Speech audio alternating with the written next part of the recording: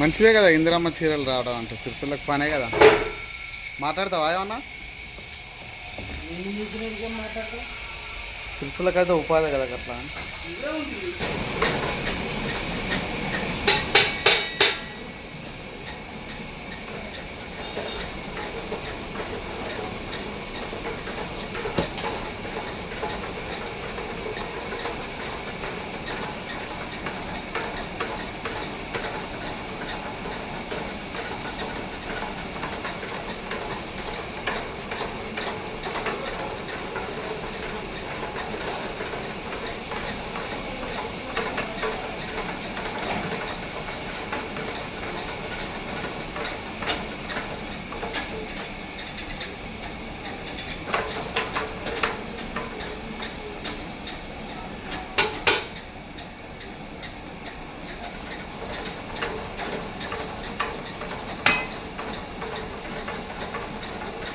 ప్రకాష్, నా పేరు సింతూర్ ప్రకాష్.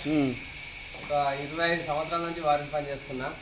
కాకపోతే ఏ బతుకమ్మ చీరలు వచ్చినా ఇంద్రమ్మ చీరలు వచ్చినా కానీ మా ఇక్కడ చిన్న కుటీర పరిశ్రమకు సంబంధించిన ఆసాములకు అలాగే కార్మికులను దృష్టిలో పెట్టుకొని మాకు మా జీవన విధానం మెరుగుపరిచే విధంగా ప్రభుత్వాలు నిర్ణయం తీసుకుంటాయని చెప్పి మేము కోరుకుంటున్నాం. ఎందుకంటే మా వేతనాల విషయంలో ఇప్పుడున్న పరిస్థితులలో రోజు ఒక 1000 రూపాయలు వస్తే మా కుటుంబాలు పోషించుకునే పరిస్థితి ఉంది. కాబట్టి మా కూలి విషయంలో కూడా ప్రత్యేక శ్రద్ధ తీసుకొని ప్రభుత్వం ఆలోచిస్తుందని చెప్పి మేము కోరుకుంటున్నాం.